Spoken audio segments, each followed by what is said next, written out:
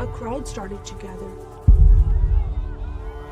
The men were chanting in Arabic, Allahu Akbar, Allahu Akbar.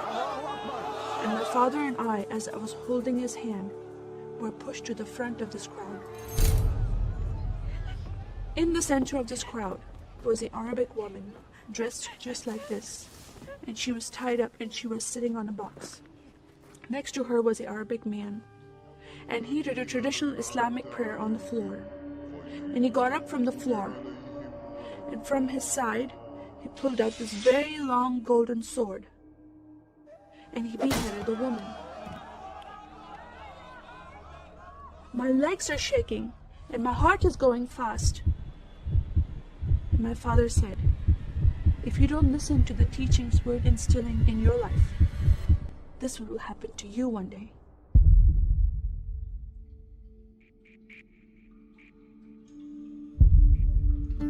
I was born and raised in a small country by the name of Kuwait, a community of 98% Muslim population. 2 of my uncles are imams, and 1 is president of a mosque, where I would hear the call to prayer 5 times a day.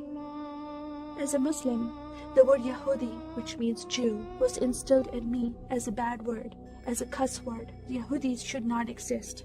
They should be killed, and I never thought to question why would I hate them. I never met Jewish people in my life. They never did anything to harm my family. I just hated them. Just the word brought hatred in my heart. It's very important to learn the Quran and the Hadith and even memorize it in Arabic. I even entered a competition where you recite a long chapter in front of Islamic leaders and teachers.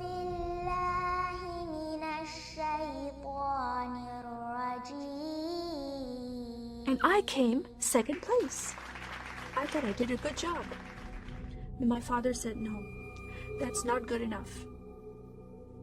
Most of my life for me, it was alone, by myself, broken person, in need of love from my family, but I never received it from them. I tried to experience this love from Creator God, from Allah. In my prayer times, I lifted up my hands and I cried out to Allah for help. Please have my father stop beating my mother. Please have my father stop beating me. But no help came. God is not a personable God to Muslims. God doesn't say, I love you. Saddam Hussein forces came in the middle of the night and invaded the small country of Kuwait. And then they came to my city and they destroyed property and they looted people's home and they stole possessions and they killed the men and they raped the women. Then we were granted asylum status to stay in the US. My grandmother suddenly got very sick. She had a heart attack and she went to the hospital. And 2 days later, she passed away.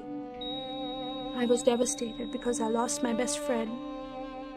And this lady approached me and asked me if I was okay. And I said, no, Paula, my grandmother died. And I just started to cry again. At that moment, I was hurting so much, only crying helped. And Paula came to me and put her arms around me and she gave me a hug. And then she asked me a question. Would you like to go to church with me? When I walked into this church, I experienced love from these people and acceptance from these people like I've never before. Fellowshipping together. They were men and women together. They didn't have to be separate. No one was judging each other. And they knew I was Muslim. They were so friendly to me themselves, accepting of me and loving of me. And that was really surprising to me. And for the first time in my life, I heard a message from the Bible. He started reading the message about Yeshua. When he walked into the synagogue, he was given a scroll from Prophet Isaiah, and he opened the scroll and he started reading that scripture. That the Spirit of the Sovereign Lord is upon me, because he has anointed me to preach the gospel to the poor. He has sent me to heal the broken heart and to proclaim liberty to the captive and freedom of sight to those who are bound, to proclaim the year of the Lord's favor.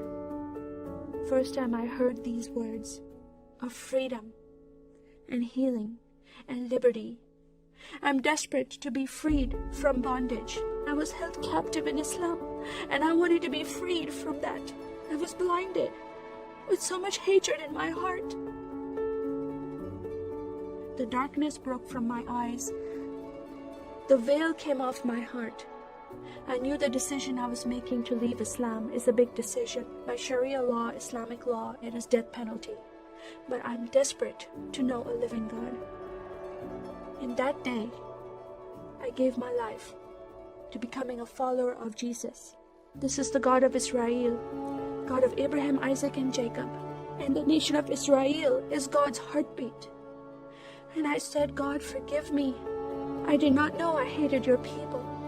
I love the Jewish people because it's their God, their Messiah that I'm following, and He told me to love them. I never knew what happened to the 6 million Jews that died. I never heard that in Kuwait in history. Now that I met Holocaust survivors, I know their story, and I shared my story with them. Your God, your Messiah, changed my heart, giving His life for me, so I can have life everlasting. He rescued me. He saved me. He came and brought joy in my life again. And I'm a blessed woman. And I start crying, and they start crying.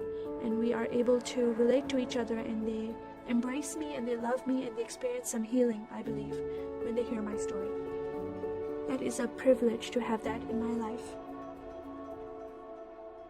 I am one for Israel.